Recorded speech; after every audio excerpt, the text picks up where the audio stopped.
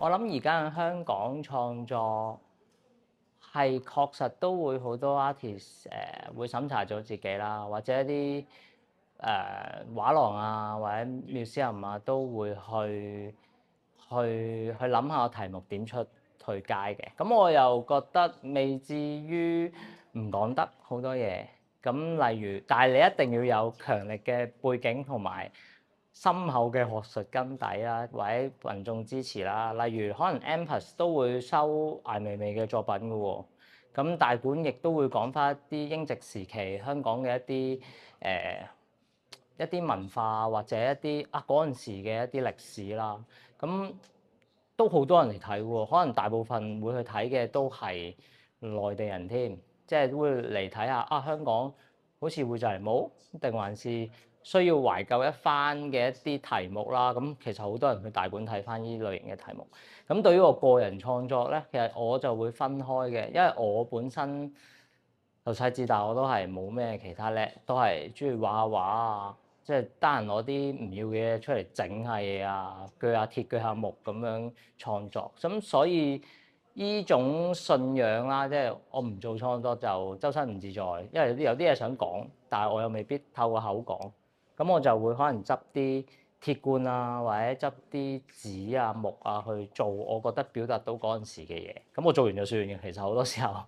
咁所以對於我個人創作其實就唔係好影響我嘅心情啊，或者講唔講得，因為創作另外一半咧就係你如何去發表咯。咁我喺發表嗰 part 係比較弱啦，或者我個動機唔大，所以我做完創作個 part 冇問題。咁 for 自己我就 OK，所以其實其他人都唔會搞到我，因為嗰個本身係我嘅信仰嚟嘅，即係我唔覺得其他人可以扭曲我個樣變成點啊，我相信嘅價值係乜啊，咁所以我就 keep 住創作。咁反而發表嗰度咧，確實係唔好講環境俾唔俾，可能係我自己覺得個動機好低咯，即係我想發表出去。以前可能隔離屋啊，左右啊，即係去啲藝術圈啊，傾開一樣嘢，你同一班人個文化符號好相近嘅，咁你受住呢種環境影響，你會去做創作。咁做完出嚟，你梗係想回應其他人啦，即係咁你就個動機好大，因為你知道擺出嚟去發表嘅時候係咩人嚟睇咯，而嗰啲人其實係有同你相近嘅文化符號咯。咁而家點解我話個想做展覽嘅動機好低咧？就係因為我覺得嚟睇嘅人唔同咗啦。香港可能我媽識講啦，唔落街嘅即係老人家都會話：哇，會唔會剩翻都係得1/3香港人？即係又有大陸旅客啊，或者有新嘅移民嚟香港啊，我哋內地同胞嚟香港啊，又會有啲東南亞香港咁多元係嘛？即係會容納咁多唔同地方嘅